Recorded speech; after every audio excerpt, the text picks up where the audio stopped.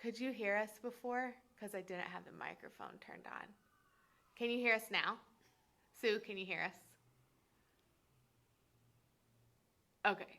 Well, let me just start over.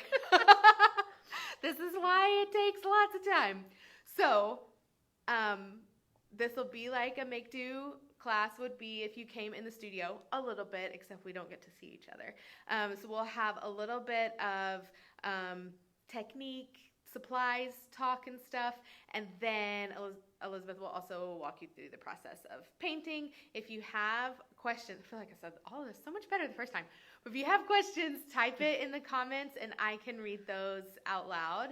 So just give us, okay, you can't hear us, good. Okay, we're starting to quack off real good. Okay, so here's Elizabeth. I'll quit jabbering and I'll let her get to it. Okay, let's go. Okay, so today we are going to paint.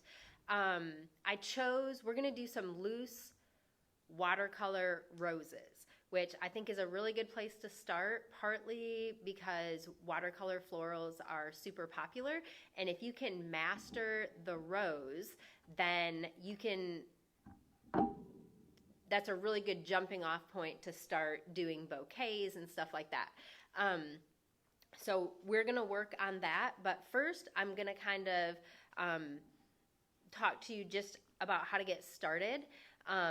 If you came up here and picked up your supplies from Make.Do, you're going to have a palette that looks like this. There are other kinds of palettes out there, but for today's purposes, this is what you picked up here. In order to start painting with watercolor, you need your paints to be wet. You need them to be moistened. If you start with totally dry paints and a wet paintbrush, you're going to have a really hard time picking up pigment.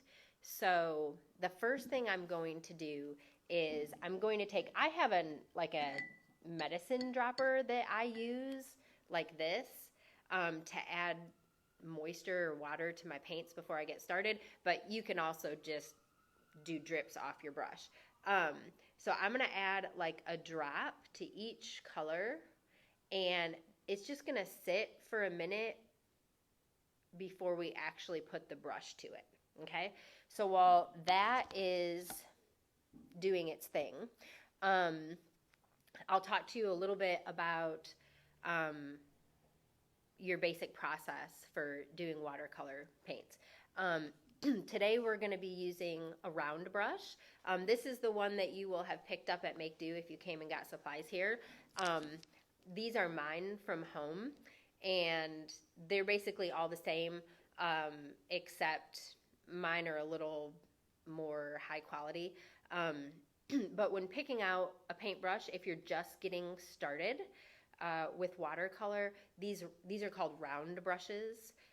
You can also get flat brushes and angled brushes, but round brushes I think are the most versatile, so and can do the most stuff.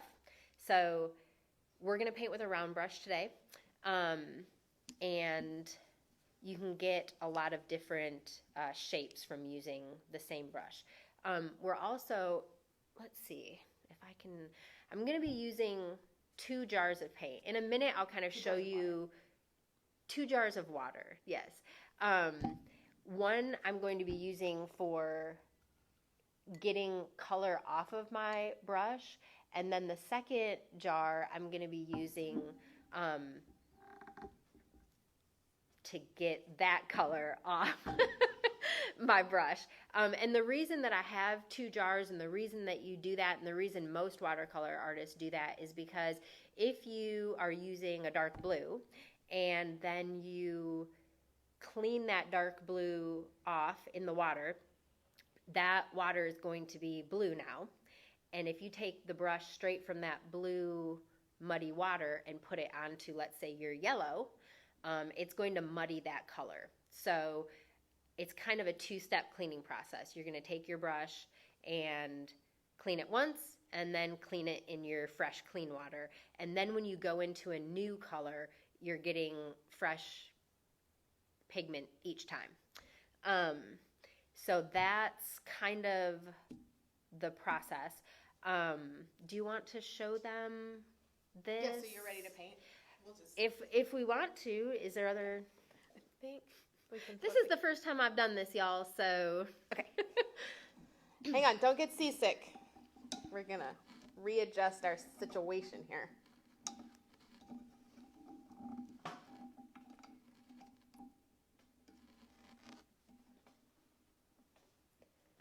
All right. So you'll see, I'll put these in the frame so you can see. These are my 2 jars of water.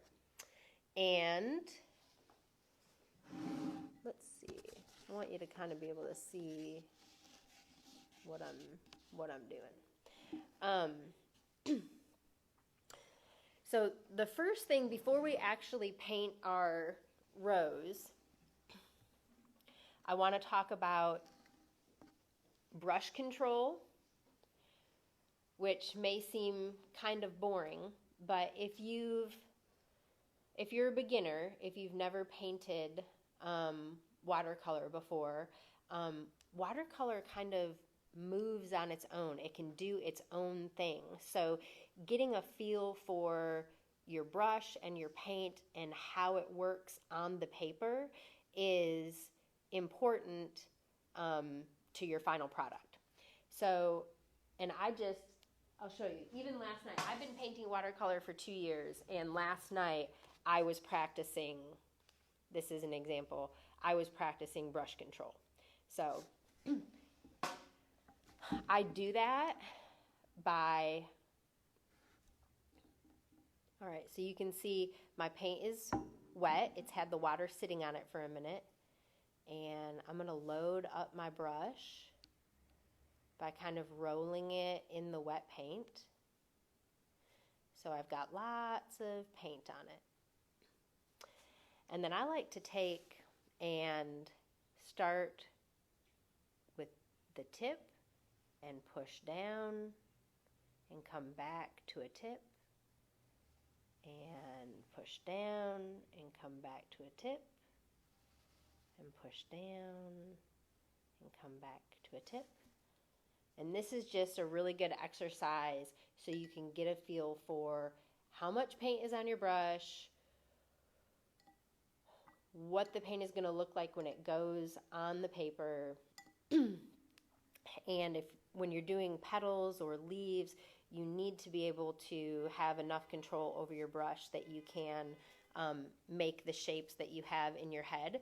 So this sort of practice, I just feel like, is important to the whole process. So if y'all have your stuff in front of you and you want to do just a few strokes like this with me before we do the brush, it'll be good practice for you. You can also just practice doing a thin line, doing a thicker line, and then doing more of the curves like we did before. And see how I can take it fat and back to a tip all in one motion, which can look easy, sometimes is not as easy as it looks. So if you have questions about anything I'm doing while I'm doing it, remember, just type it in and Joe will tell me, and I'll try to go over stuff in more detail. So we're going to go ahead and work on our roses now. The way I do roses, this is what I would consider and what is normally called a loose style of painting. So it's not going to look like a photograph. It's not super realistic. It's a really good place to start. Loose florals are really popular. If you follow artists on Instagram or Facebook and like to watch watercolor painters, loose florals is a very popular style and a fun way to paint because it's forgiving. It doesn't have to be perfect. And I think roses are really fun because it's just sort of a repetitive motion. You're going to be making the same shape over and over.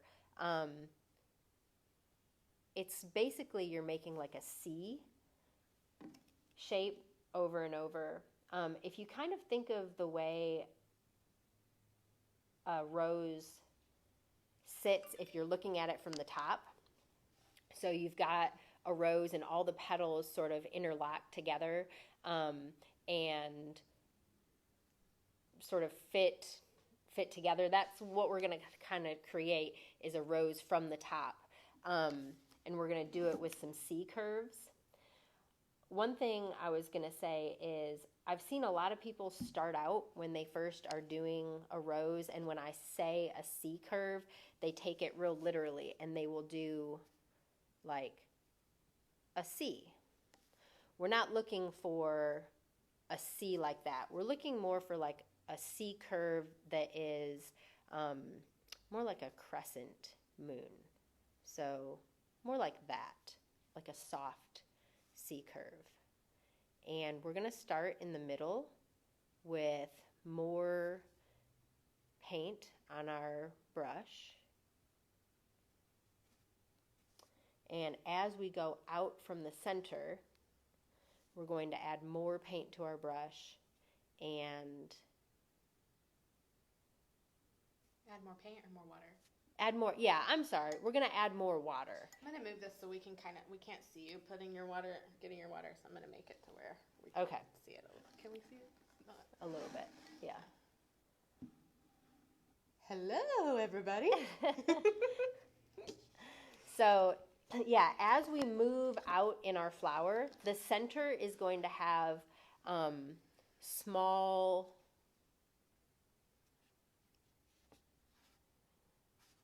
Let's see if I can get an angle that works. The center is going to be smaller and thinner. And then as we move out, we're going to add water, and our petals are going to get thicker and lighter the farther away from the stem or the center of the rose we get. So these... And you want to leave white space to represent where the petals are, separated.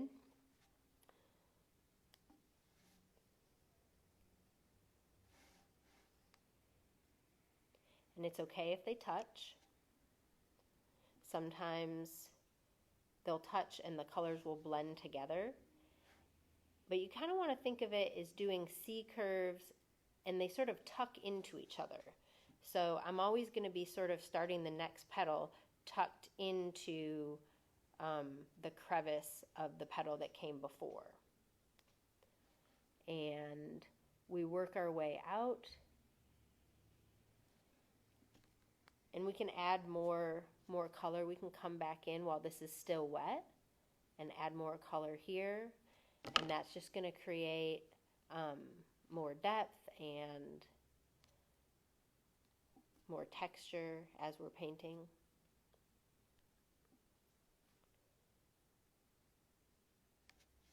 And we can kind of go as big as we want with these. I want to zoom in, get closer. Mm-hmm. I think that'll be helpful. So and then maybe we can get an angle where we can And see. I'll do a few of them and kind of definitely. talk you through it each time so that you... Okay, get in there so I can make sure that we won't be in your way. I think so. Okay. I think that'll be okay. So that, yeah, you can kind of... We'll add a leaf here so you can get sort of the full effect. And with leaves, I mean, it's basically what we practiced over here. You start with your brush, the tip just touching, and push down, and then back to a tip, and the same over here. Oh, we need to be on the other side of you.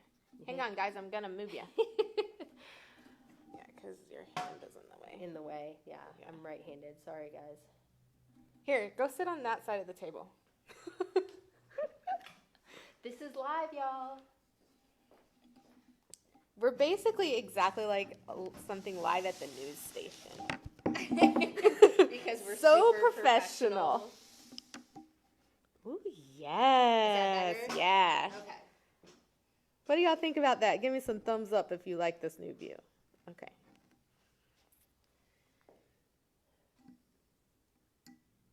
All right, so we'll do it again.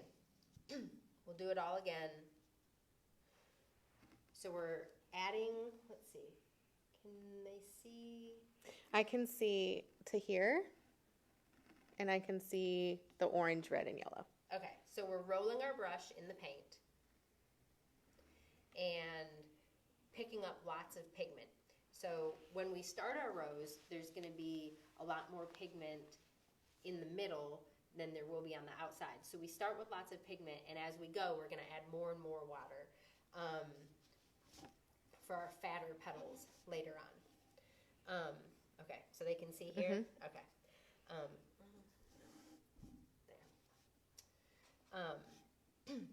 So we start with our little C curves, our little crescent moon curves. Here, we're going to let it get a little bigger.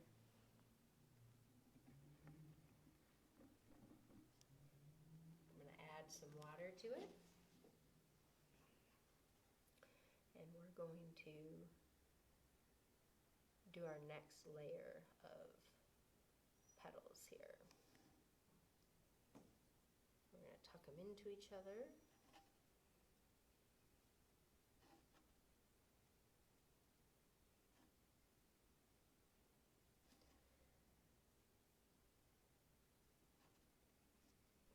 So something I'm noticing while you're doing this is that sometimes the petals, the C's touch each other, but what really gives it dimension is that sometimes they don't. So there are spaces where your C's are touching, like, well, I'll point, like down here, and then right under, below that is places where they're not touching too. So sometimes if it's too symmetrical, it won't look right.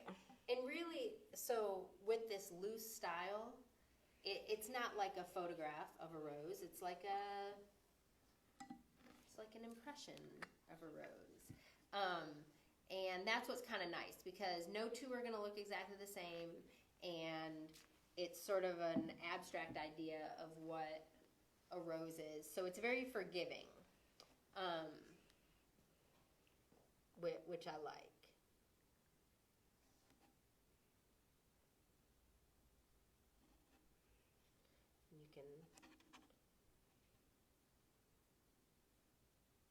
And so the same with the leaf. It's kind of, let me see if I can show you better where you can't, with the glares kind of throwing us off. But she's leaving, there we go. You can see how she's leaving a little bit of white in between the two sides of the leaf. Yeah, white space, blank space, negative space, whatever you want to call it, gives it more like texture and dimension, I think. And so, and you can add, you'll see like here I'm adding the green to my brush, and I'm not going to add any water to it before I go straight to the page. So this leaf is going to be a lot darker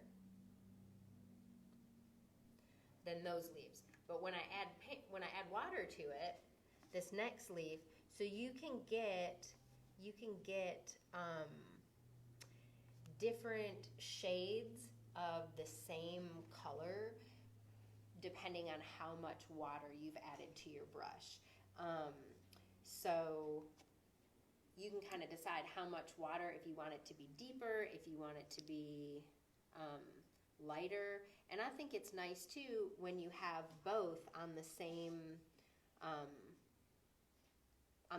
flower, because depending on how light, like in real life, depending on how light hits anything, you're going to have one side of a flower might be, soaked in light, and the other, and look lighter, and the other side will be in the shadows and will look darker. So I think it's okay to have different shades of the same color, even right next to each other, because that's the way light plays in real life.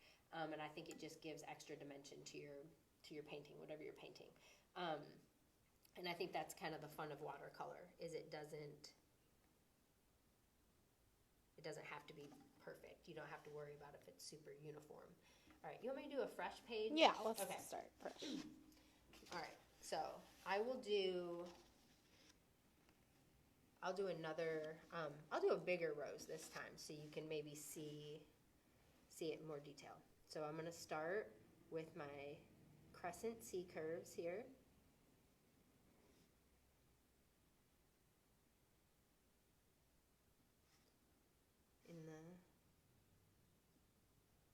They're going to get bigger as I go around.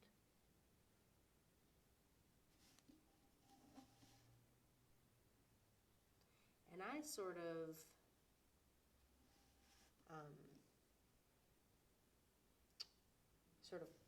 you're sort of pulling your brush across the page. So I'm starting with the tip, pushing down and pulling it across the page. All right, so now I'm going to add more water to my brush. And so these next petals are going to be lighter. Adding more water.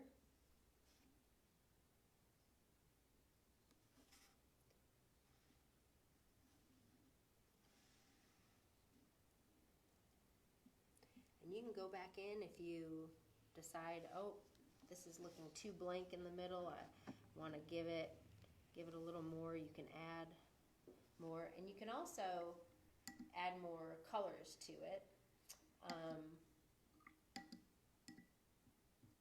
While this is still wet, you can do what's called a wet on wet technique, and you can take some other colors. I'm going to make a little reddish orange here, and we can touch it to some of the wet spots, and it's going to give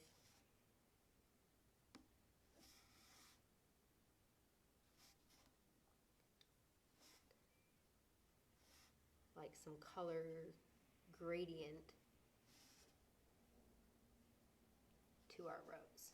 Will you do just a circle of wet on wet so we can see? Yep. Okay, so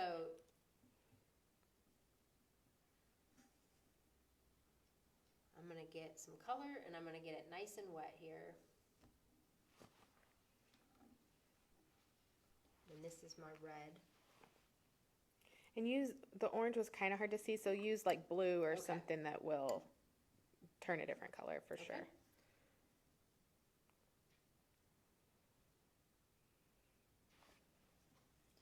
So we're going to add some blue into this.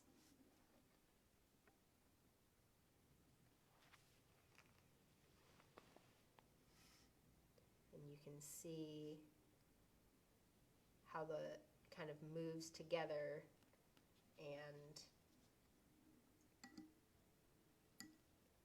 and you can also do that without, like you could start with a wet circle without any paint, like just with water on the page, and then add paint that way too, and it'll do here, it kinda. I mean, I can add some blue into the rose, and it'll probably give us some purple effect.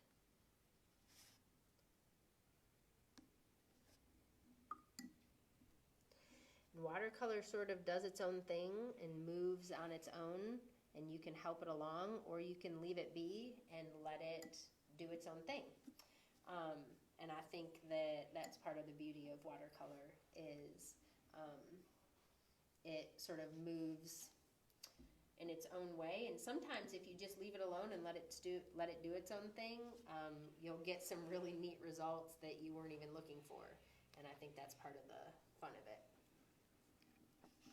All right, so here I'm going to add a leaf, start out narrow, push down, and come back to my tip. Do it here.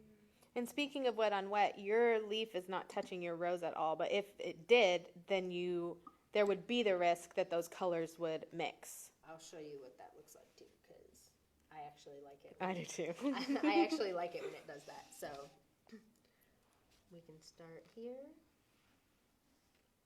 And all your leaves don't have to be the same shape either. So you can do, let's see, you can do sort of a more rough leaf if you want. It doesn't always have to be that perfect.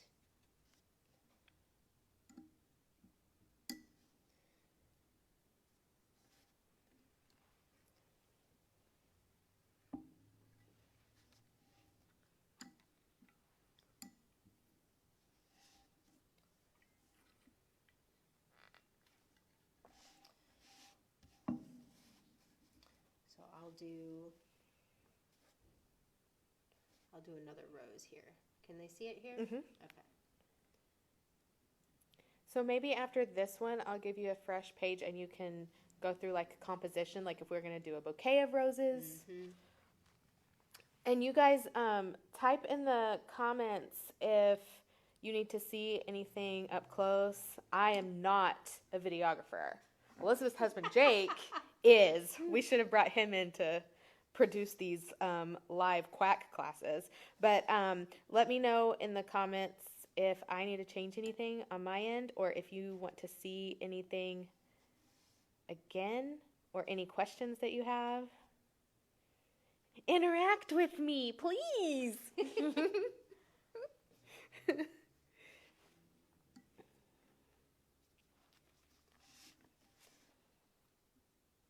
And if you're coming back later, if you're not watching this live and you're going to come back later and watch it, you can still ask questions later, and I'm sure we can type you the answers.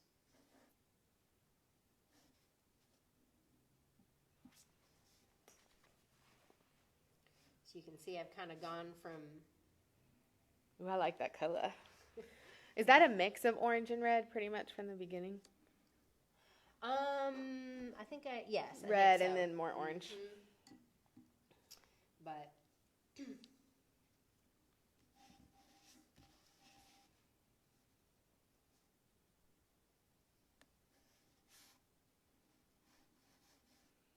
Amy, thanks for watching. When you get the supplies, you're going to get so addicted. That's what happened to Elizabeth.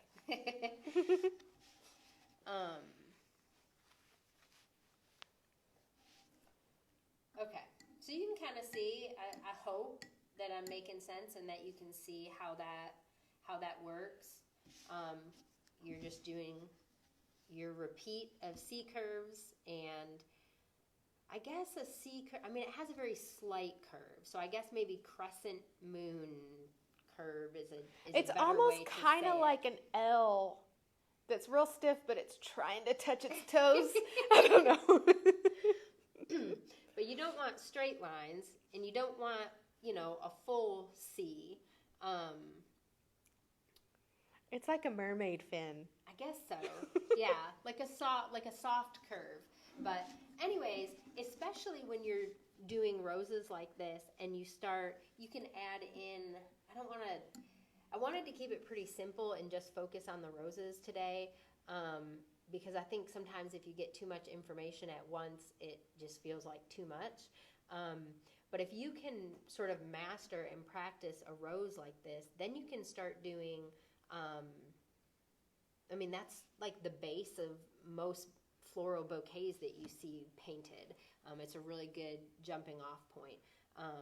And you can, once you have figured out how to do a leaf and you've practiced these lines, that's all this is. If you can do these lines and these curves, then you can also do, a vine with little leaves. And once you... And to do those, you really were just pushing your paintbrush to the page and picking it back up? Yeah, basically. I mean, really simple. Just tip, push, up. Tip, push, up. So once you have sort of mastered brush control and you can do these basic shapes, you can do flowers and vines and leaves, and you put 3 roses together and an assortment of different sized leaves and vines, you now have a beautiful bouquet. So that, I feel like it's a really easy, good way to start. Let me zoom out. You can kind of see how if she were to put a few more roses around, you'd have a full composition, the full thing. Okay. Yep. All right. Okay. Do we want to keep painting? I'm guessing we don't have any questions. Any questions? No questions. All right. Do you want to talk about supplies briefly? Let's do that, and then if you've made it this far in the video, then... let me see if I think I'm going to have to... You're going to have to move around to this other side because, so we have a prettier background. Welcome to Make.Do Studio. All right, you need to put it back on here. Yeah. All right, guys, I don't want to make you seasick, so close your eyes. Look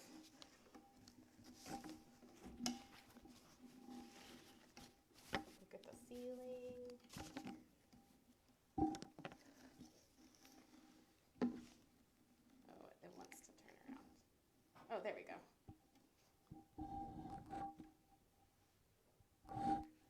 Okay. So,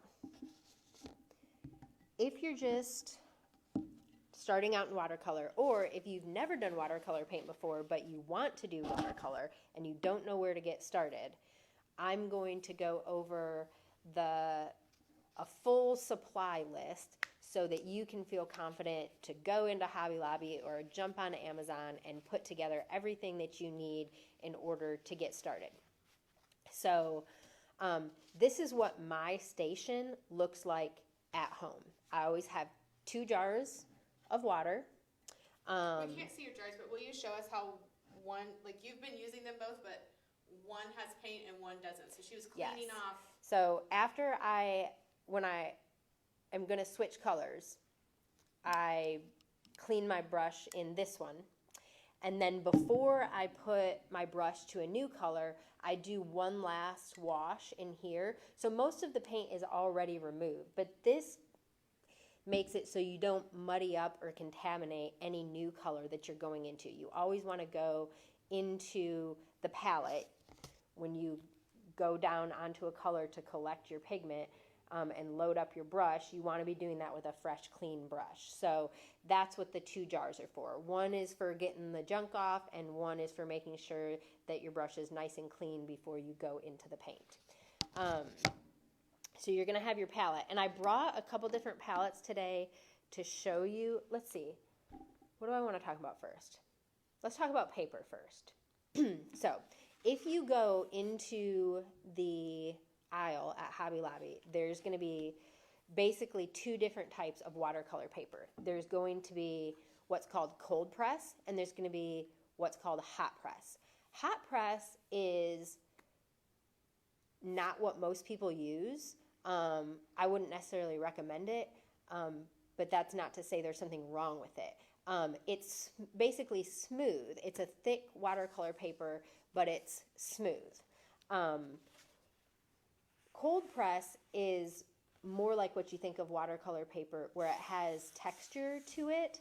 So it's going to soak up your color in a more unpredictable way, but that also gives your painting more texture and depth and richness. And that's what, I honestly don't know anyone who uses hot press, so I recommend using cold press paper. There's usually 140 and 300 weight.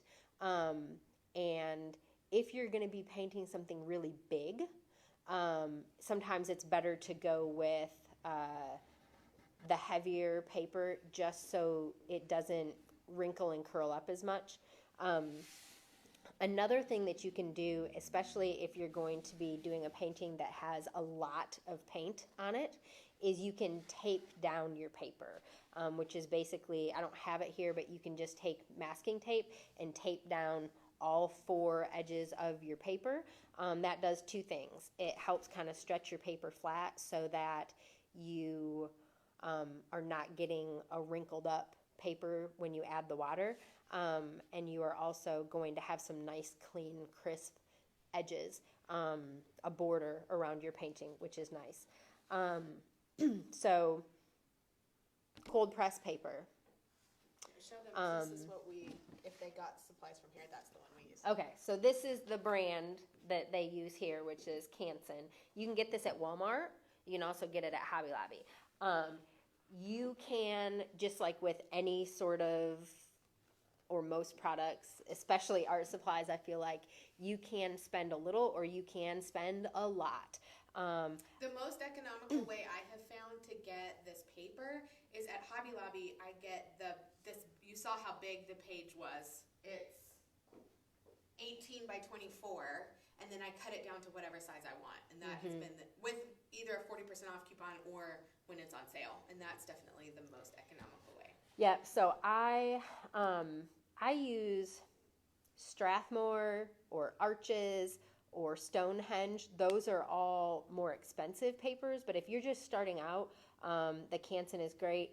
If you get really into watercolor and you want to play around and try different papers, I don't think that there's necessarily the best, but I do think that a lot of what painting and watercolor painting is about is getting a feel for it. And sometimes you will find a brand of brush or a brand of paper or a brand of paint that just feels good to you. So if you decide to really get into it and you want to play around with it, Strathmore, Stonehenge, and Arches are all really good high quality brands of paper that you can get.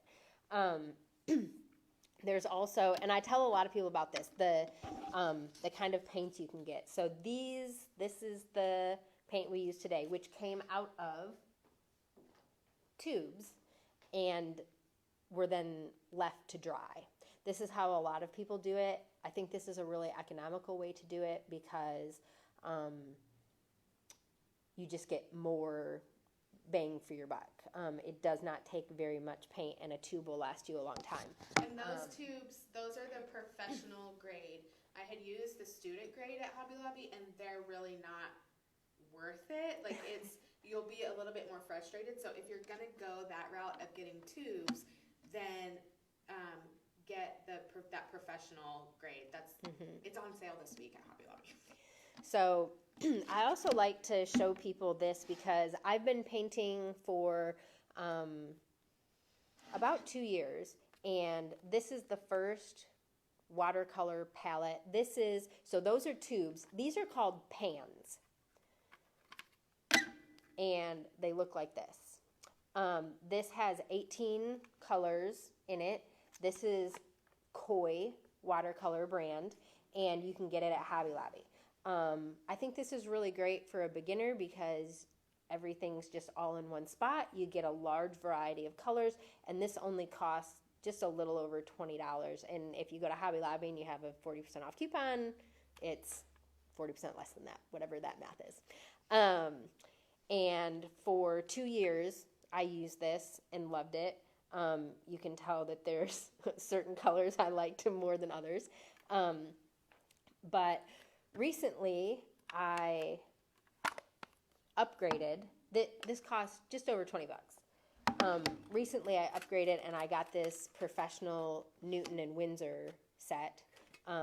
This was over $100. So you can see that's a big price jump from, I guess, what's considered student grade to professional grade. I've literally only had these like a week. So they paint differently than these. I'm excited about them. They have really rich, beautiful color. Will you show us the swatch that you made? Yeah, so I think this is a really smart thing to do no matter what palette you get, whether it's the tubes or this. But take your color and make a swatch, because when you look at the pan of color, it's going to look different on paper. So if you're trying to decide a color palette for your painting and you don't know what the paint is going to look like on paper, it's hard for you to pick out the colors that you have in your head. So if you have them all down on paper, you can have a better idea of what it's going to look like when you actually put brush to paper. These basically all look like black right here, but you can see the difference once you put them on the paper. But I definitely do not think you need to spend this much money to start out. I used this perfectly fine for 2 years. Honestly, this one is throwing me off because it's new and it paints different than this, and I was using it and it's doing some unexpected things. I'm excited to use it more, but I think once you find something that you like and it's affordable, there's no reason for you not to stick with it. So if you want ease and portability, these are at Hobby Lobby in the watercolor aisle, and it was a great way for me to start. And I have no complaints about that. The other thing I always have when I'm setting up is paper towels. I always have a paper towel here to put my, can they see this? Mm-hmm. My paper towel, okay. I always have a paper towel for like putting my brushes on after I rinse them, get the excess water off. But I also have, this may sound silly, but I always have kind of like a wadded up paper towel here, because sometimes you will make an oops, or you will get a puddle of water that was bigger than you expected, or too much pigment, and you want to sop some of that up. And so I always kind of keep a paper towel on hand to do that, just in case. So when I'm setting, before I ever pick up my paintbrush, I sit down, I get my paper ready, I get my brushes out, I get my paper towels ready, I get my jars of water ready, and I add a drop or two of water to each color that I'm going to be using that day, and let it soak for a couple minutes before I put a brush into the water. And that's how I set it up. This is what it looks like before I sit down to paint. I have a question about brushes. Mm-hmm. She says, do you mostly use round brushes, and what sizes do you like best? Okay. Yes, I mostly use round brushes. So here is this is my jar of brushes from home. These are literally all the brushes that I own. So you don't have to have a ton. This is a 3, which I use a lot. It's literally broken in half. I still use it a lot. So I use this a lot for stems, details, small strokes. In fact, if I was going to be doing like a bouquet that had small roses and bigger roses, sometimes I will even start the center of my flower with this brush, and by the time I get to my outside petals, I'm using this brush, which is a 12. So I have a 3 for details. I have an 8,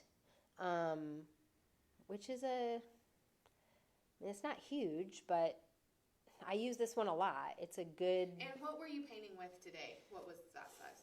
A 12. A 12, okay. Mm-hmm.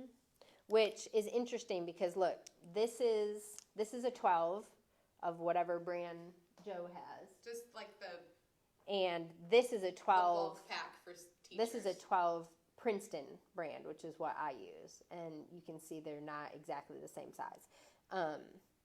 But it's good. I have 4 different round brushes. So I've got a 3, I've got an 8, I've got a 12, and I've got a 16. So if I'm going to be painting florals on, let's say, an 11 by 14 piece of paper, I'm going to use this brush because I'm going to be doing bigger flowers. And then I also have this angle brush. It's called an angle shader. That's really good for doing, I mean, stems too if you want, but, and a lot of people use these for Put your hand behind leaves. A lot of people use these for leaves.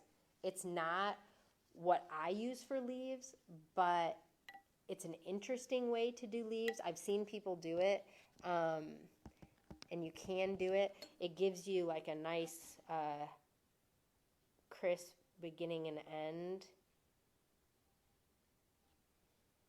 So it's just another way of doing leaves. Beverly said that info about scaling the brush size to the paper size was really helpful. Oh, yeah. Definitely. I mean, if you're going to sit down and paint on a 5x7 piece of paper, you're not going to paint with this 16. So yes, definitely do that.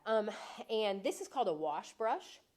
It is a 3/4 inch wash brush. And this is what, I don't really use this at all for florals. What I use this for is a lot of times when I'm doing landscapes. I'm going to wet down the entire piece of paper first before I add like a full wash of sky color.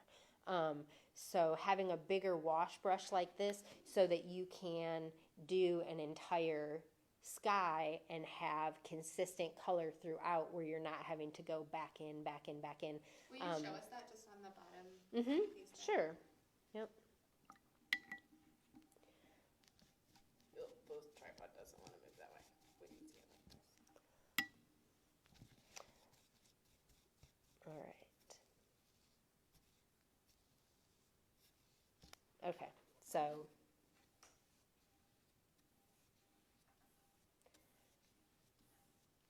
that will give me a starting point for doing, if you're doing, I like to do like abstract landscapes and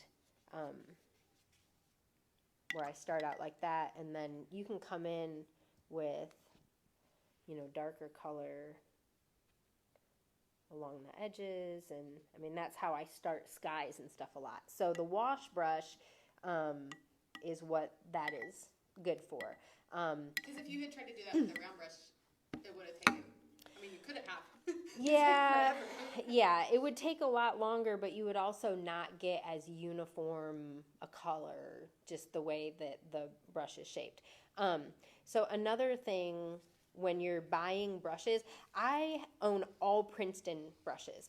And if you follow watercolor artists on Instagram or Facebook, a lot of them, especially professional ones, will have like a supply list, like their favorite brands and their favorite things. And I've watched lots of them, and I've tried a couple different brands. The Princeton, okay, so these red ones are called Princeton Velvet Touch. They're sort of lower. Princeton is a high quality brand, so you're not going to get a bad brush from Princeton. But like you can get these at Hobby Lobby. These are their lower end. These black ones are called Elite. These are their high end professional brands. I'm going to be honest, I don't know that there's a huge difference. I use them both. They both work great. I don't know that the price difference between the two is enough that I would even go back. A couple artists that I follow, they use Princeton brushes, and they use Princeton Heritage brushes, which I think is halfway in between these two. I've never tried Princeton Heritage, but some people swear by them. They're a synthetic, and I've meant to get some because I just want to try them. They're a synthetic, and I think like they're white on the ends, but they're supposed to be really good, and a lot of people like them. But if you just go to Hobby Lobby, you'll be able to get these Princeton brand Velvet Touch red ones, and they're great. I really like them. When picking out a brush, the one thing that I think is the most important is something that in the watercolor world they call snapback. And that's basically you want your brush to hold its shape. So you can see this brush is has a nice point to it. And if I go like this, it's going to snap back into that shape.